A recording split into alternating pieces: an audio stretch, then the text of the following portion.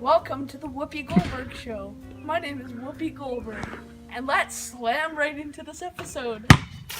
Here today, we have a very special guest. Everyone, please welcome Mr. William Shakespeare, the famous dead playwright. Thank you, Whoopi. I'm very glad to be here to make my first public appearance since 1616. Okay, let's get right into it. The first question is, how do you feel about the plague and why? The plague? Yes, sir. Is there a problem? Not a big one. It's just that my biggest fear is the plague, so I have a lot to say. The plague, or the Black Death, is a disease that has affected me, personally, and my job in many ways. I have a very large fear of the plague, and this has influenced the plays I have written. I have this fear because it has killed multiple members of my family, including my grandson and my 2 brothers, all at young ages. But when we think of your work, we don't necessarily think about the plague. How come it didn't have a bigger influence on your work? You see, that's where you're wrong.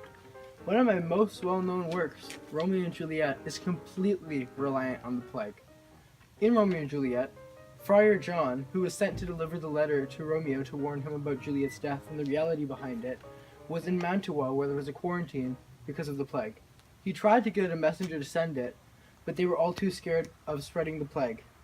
This is why Romeo never finds out Juliet is dead and goes there and commits suicide, which in turn causes Juliet to commit suicide as well, which brings the tragedy title to the play. The whole outcome of the play is based on this. The bubonic plague controls the play and carries the tragedy title to Romeo and Juliet. Wait, back it up. The whole outcome of the play is based on the plague?